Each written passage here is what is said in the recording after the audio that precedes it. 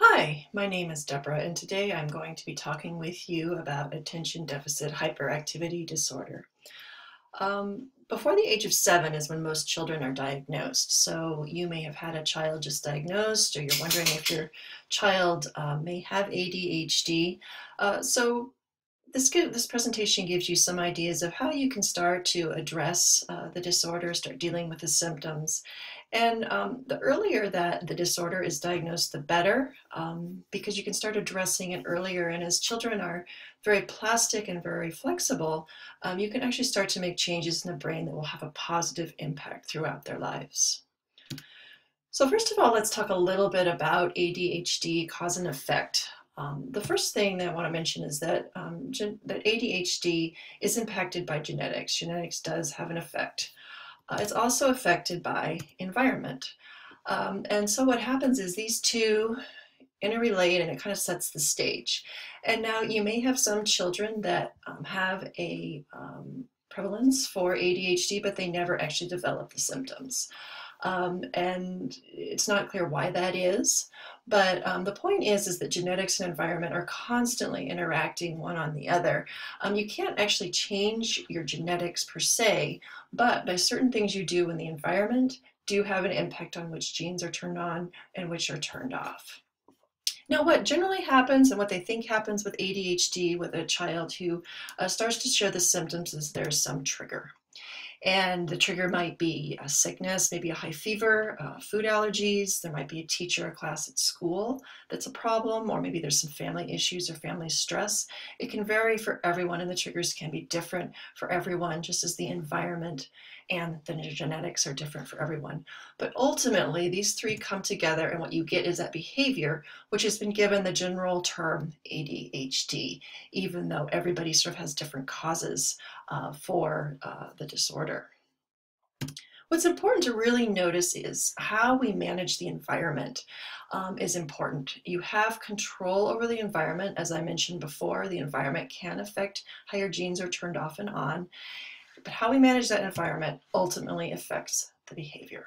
And again, starting early can really make a big difference. So let's talk a little bit about treatment. Probably most popular are your drug treatments, things like Ritalin. You're probably all somewhat familiar with that. The things I want to bring up about drug treatments are first, they do address many of the symptoms of ADHD for about 70% of children. However, there are 20 to 30% of children that do not respond to ADHD drugs. The other thing to keep in mind is, again, it treats the symptoms. So they're basically a Band-Aid. It sort of covers up the symptoms for a while. It dampens the system. It may just be during the school day or whatever it is. But it's not doing anything to actually help the child heal. It's also kind of a one-size-fits-all approach. And as I mentioned in the previous slide, basically everybody is going to have somewhat of a unique characteristics around their ADHD because it's caused by a different grouping of things.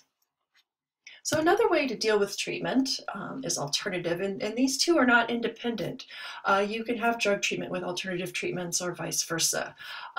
Generally the alternative treatments will help. A child may not have to go on drugs, or it may actually help to reduce the amount they can take. But I think the important thing to notice here is that, particularly with the alternative approach, is it's a little bit more of a specific approach. It's an individual approach based on some of the specific symptoms that the child is showing. Sometimes it can just work a little bit better. It's something that also will help, and I'll mention this later, it can actually help create an environment and create a learning environment, or whatever it may be, that helps the child to learn and grow and address some of the chemical imbalances that they have in their brain. So some alternative treatments for ADHD are diet. We'll talk about that a lot more in this presentation. Exercise is great. They found some great links between exercise and particularly exercise outdoors. Cognitive games that adults can play with their kids, and then biofeedback and neurofeedback have also shown a lot of promise. So what's food got to do with it? One of the important things I want to mention here is that foods don't cause ADHD. And sometimes you can get this sense if you're just looking at this in the media or, listening to somebody talking about this. Um, Somebody might say, oh, well, sugar causes ADHD.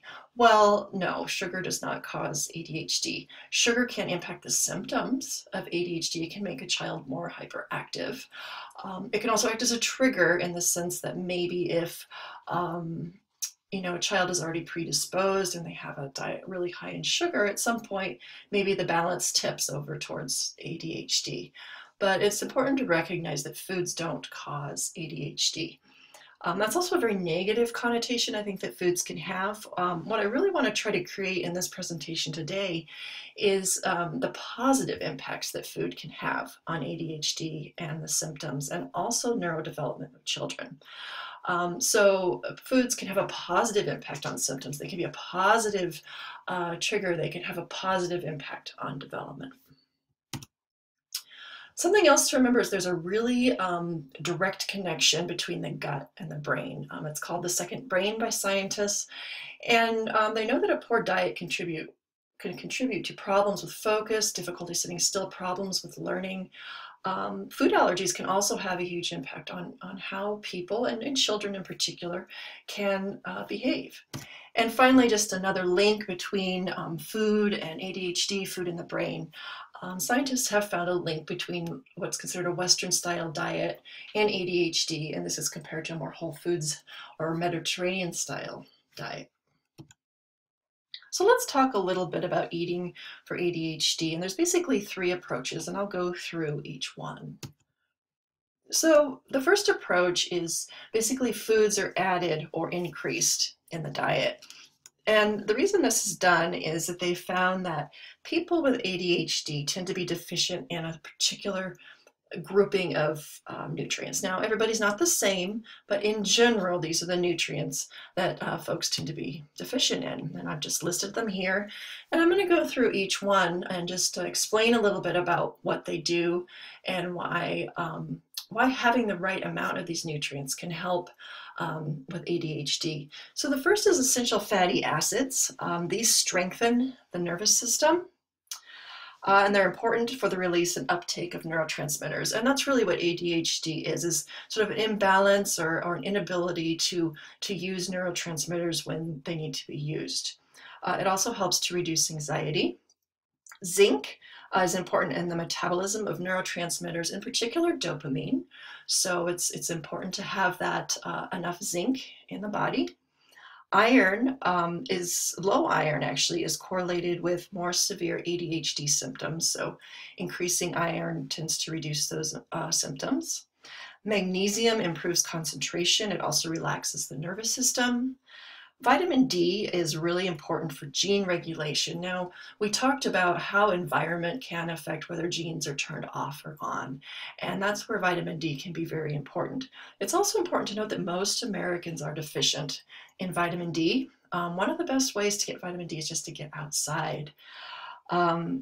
Iodine is important for learning and school performance, and they have found that vitamin B6 helps to reduce hyperactivity in children. It's also important for protein metabolism, and it can help to reduce inflammation. So I've just listed a bunch of different foods where you can find these particular nutrients. I know it's a long list. This list is also in your handout. What I really want to focus on here is that each one of these is whole food. There's no packaged foods here. There's nothing that's been pre-made by somebody else. These are foods that you're going to tend to pick up at a farmer's market or in the perimeter of your grocery store. So the second approach is what would be called an elimination diet. And the point of an elimination diet really is it addresses the fact that most children they find with ADHD have a tendency towards more allergies and more sensitivities. They just tend to be a little more hypersensitive. So what happens here is foods are removed that are suspected to have some sort of relationship with the ADHD symptoms. So this could be a single food. So for example, maybe you notice that your child has difficulty maybe digesting milk. And this could show up as a lot of different ways. It could be a stomach ache, it could be a headache, it could actually just be the symptoms that you see. Maybe they're more sleepy or they find it hard to concentrate. So you're looking at all of these ADHD symptoms as well as other symptoms for allergy. And you think, okay, so maybe milk is a problem or maybe dairy is a problem. And so that food is removed for maybe 2 to 4 weeks. And you evaluate your child over that time, see how their behavior changes or doesn't change, how they feel, and then it's added back in. And usually if they are really sensitive to that food, you're going to start seeing the symptoms again. You're going to start seeing them react to that food. Now, this can take some time. You go through food by food by food. There's a list of foods. There's about 6 or 8 foods that tend to be allergens for folks. Certainly milk and wheat tend to be some of the higher ones, but also eggs and fish are others. And it's ideal, I think, if you work with a nutritional professional on this, just because they know which foods are more problematic, and they can also make sure that the diet stays balanced as you go through this single food elimination. Another type of elimination diet is called a few foods approach. This is very important to be overseen by a nutritional professional. Basically, you remove all foods out of a diet except for about 6. You can eat things like rice and pears, and there's a few other things. So it's very important to make sure you're supplemented right so you don't end up with any kind of malnutrition here. But the idea is you basically reset your system. It's almost a cleanse of a sort.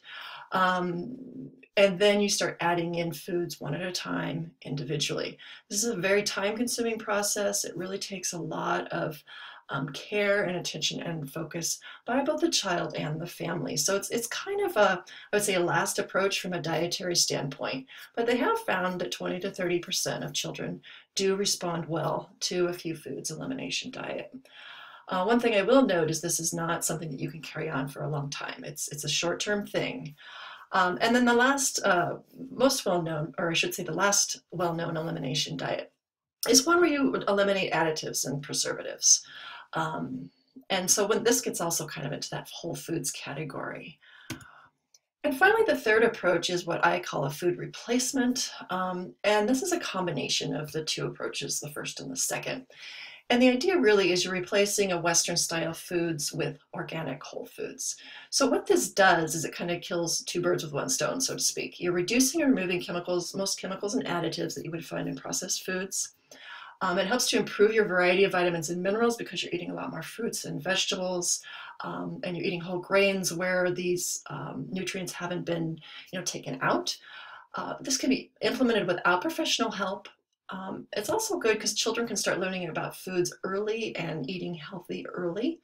It's sustainable for the long term. There are no health risks, and it's cost effective, particularly at the beginning if you have some ideas that your children may have ADHD compared to drug and other therapies. So what do you need to do to make the transition? Well, shop around the perimeter of the supermarket. Start to read ingredient labels. The ingredient labels should be short and easy to read. You need to ask yourself if you would be able to cook with the ingredient listed. If it's something you've never heard of, you're not going to have it in your kitchen. So it's something that really should probably be avoided. And then ask if your grandmother would recognize the product as food. Those are kind of just, rules of thumb you can use.